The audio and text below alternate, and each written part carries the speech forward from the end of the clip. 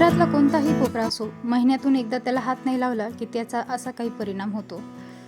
आणि सध्याची याची हालत पाहून तुम्ही म्हणाले स्टोरेज रूम जास्त वाटायला लागले, म्हणूनच आज ऑर्गनाईज करायला काढलं. तर त्याच्यासाठी मी सर्वात पहिले सगळं सामान बाहेर काढून घेतलं. काही सामान या टोपल्यामध्ये भरून घेतलं आणि काही सामान मी या ओढणीवरती टाकून ठेवलेलं होतं. अगोदर थोडा बहुत जो कचरा होता तो व्हॅक्यूम क्लिनरने मी साफ करून घेतला. ड्रॉवरसुद्धा साफ करून घेतले. त्यानंतर हे लिक्विड घेतले, ज्यामध्ये खायचा सोडा, व्हिनेगर आणि व्हिम लिक्विड आणि पाणी घेतलेलं आहे. आता हे लिक्विड मी नेहमीच यूज करते सगळ्याच घरातल्या बऱ्याचशा गोष्टी साफ करण्यासाठी. हे तुम्ही अगोदर पण पाहिलेलं असेल.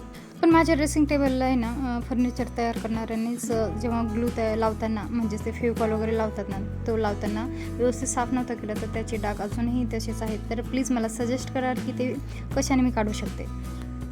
हे जे लिक्विड आहे ना, त्याने बाकी सर्व डाग निघतात. ते हकी पेनाचे वगैरे सुद्धा डाग निघतात, पण हे जे फेविकॉलचे डाग आहेत ते माझ्याकडनं निघतच नाही. आता लिक्विडने व्यवस्थित घासून घेतल्यानंतर असा ओला कपडा करून घेतला आणि त्याने हे सर्व व्यवस्थित पुसून घेतलं. त्यानंतर मी मिरर हा ओल्या कपड्याने पुसून घेतला होता, पण तो असा थोडासा भुरकट वाटू लागला. तर मी इथे असं पेपरवरती थोडंसं पाणी शिंपडून तो पुसून घेतला. तर स्वच्छ निघाला. ही ट्रिक तुम्हाला पण माहिती असेल नक्कीच. याने आरसा खरंच खूप क्लीन निघतो. आणि त्यानंतर मी याच्यामध्ये टाकण्यासाठी पेपर घेतलेले, त्याच्या साईजनं कट करून. आता याचा फायदा असा की त्याच्यामध्ये डायरेक्ट धूळ बसत नाही त्याच्यावरती, आणि पेपर आपण नेहमी हे पण करू शकतो, चेंज पण करू शकतो. त्यानंतर मी त्याच्यातमध्ये सामान पण ऑर्गनाईज केलं. वरती सर्व बॉटल्स वगैरे ठेवलेले आहेत, जे औषधाचे वगैरे आहे. आणि हे माझे काही DIYचे सामान आहेत, जे मी नेहमीच यूज करते, आणि ते सुद्धा याच्यामध्येच ठेवलेलं आहे. आणि हे आहेत थ्रेड, सिल्कचे थ्रेड आहे. मला एक व्हिडिओ शेअर केलेला आहे ओढणीचा, त्याच्यासाठी यूज केलेले होते. आणि बऱ्याचशा गोष्टींसाठी मी यूज करते. आणि हा एक बॉक्स होता माझ्याकडे.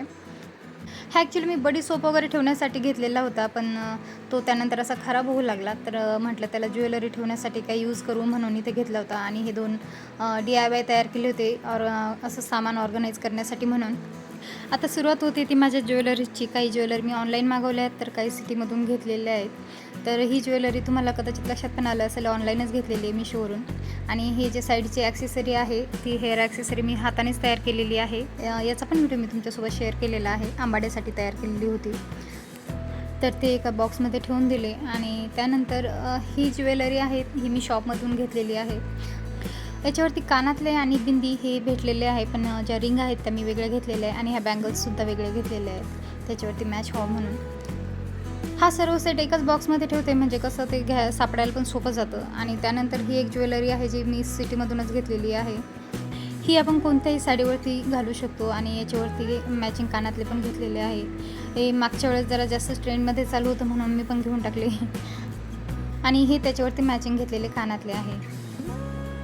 त्यानंतर ह्या बँगल्स आहेत, ज्या त्याच्यावरती थोड्या मॅच होतात, ते माझ्या बहिणीने दिलेले आहे मला. नेक्स्ट टाईम मी बँगल्सही घेईल त्याच्यावरच्या मॅचिंग. आणि त्यानंतर हे सर्व बॉक्समध्ये असे ठेवून दिले होते. त्यानंतर हा रबर बँडचा बॉक्स जो मी पूर्ण घेतलेला होता तोही ठेवून दिला. आणि ह्या बँगल्स आहेत, याचा जो सेट आहे म्हणजे ज्वेलरीचा, तो सध्या माझ्याकडे नाही, मी गावाकडे विसरलेली आहे. नेक्स्ट टाईम तुमच्यासोबत नक्कीच शेअर करेल. आणि ह्या अजून काही घेतलेल्या बँगल्स आहे. आणि हे एक ऑनलाईन घेतलेली टुसी आहे. आणि हे काही मिरर आहे, जे DIYसाठी यूज करते मी. आणि ह्या काही साडी पिन आहे माझ्याकडे. तर हे सर्व सामान मी त्या बॉक्समध्ये ठेवून दिलं होतं. आणि ही आहे अजून एक हेअर ॲक्सेसरी माझ्याकडे, ही मी घेतलेली विकत. आणि त्यानंतर काही इयरिंगचं पण कलेक्शन आहे माझ्याकडे थोडंसं. त्यानंतर हेअरस्टाईलसाठी लागणाऱ्या ज्या पिन्स आहेत त्या मी एका पर्समध्ये ठेवलेल्या आहे छोट्याशा. आणि त्यानंतर काही सेफ्टी पिन ज्या आहेत त्या पण ठेवलेल्या आहेत त्याच पर्समध्ये. छोट्या वस्तू सापडायला सोपं जातं. आणि ही लिपस्टिक आहे.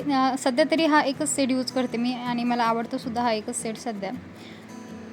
मेकअपचं सामान मी तसं जास्त काही यूज करत नाही, त्याच्यामुळे माझ्याकडे सध्या जास्त काही कलेक्शन वगैरे पण नाही आहे. आणि मेकअपचं तर बिलकुलच नाही आहे.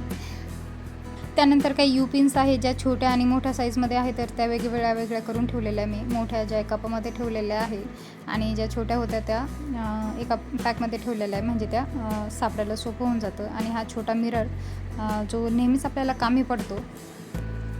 सध्या तरी मेकअप म्हणाल तर माझ्याकडे असं काहीच विशेष नाही आहे. फक्त मी जे मॉइश्चरायझर वगैरे यूज करते तेच माझ्याकडे आहे. त्यानंतर याच्यामध्ये ठेवलेले आहे काही छोटे मोठे क्रीम आहेत त्या ठेवलेल्या आहे. आणि इथे सुई दोऱ्याचा बॉक्स आहे ठेवलेला. आणि त्यानंतर मी नेहमी आंबाडा घालून असते, त्याच्यामुळं काही क्लचर पण मी ठेवलेले आहेत माझ्याजवळ.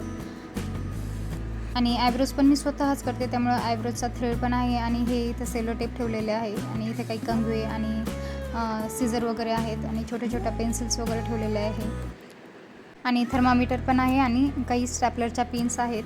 आणि वरच्या साईडला इथे ठेवलेलं आहे, वरच्या साईडला ह्या मेटल्सच्या बँगल आहे आणि खालच्या ज्या आहेत त्या काचेच्या होत्या. आणि इथे ज्या जुन्या बँगल्स आहेत काही, ज्या सध्या मी यूज करत नाही, ज्या लेफ्ट साईडला आहे आणि ह्या काही बँगल्स ठेवलेल्या आहे इथं. आणि राईट साईडला ह्या हेअर ॲक्सेसरीज आहेत. त्यानंतर साईडलाच इथं ती मोत्याची ज्वेलरी मी तुम्हाला जी दाखवली होती ती आहे आणि इथे जे आंबाड्यासाठी लागणारे बन्स आहेत ते आहे, एक छोटा आणि मोठ्या साईजमध्ये आहेत 2. आता हे सर्व सामान एक वरच्या ड्रॉवरमध्ये ठेवलेलं आहे आणि खालच्या ड्रॉवरमध्ये त्या बाकीच्या ज्वेलरी ठेवलेल्या आहे मी.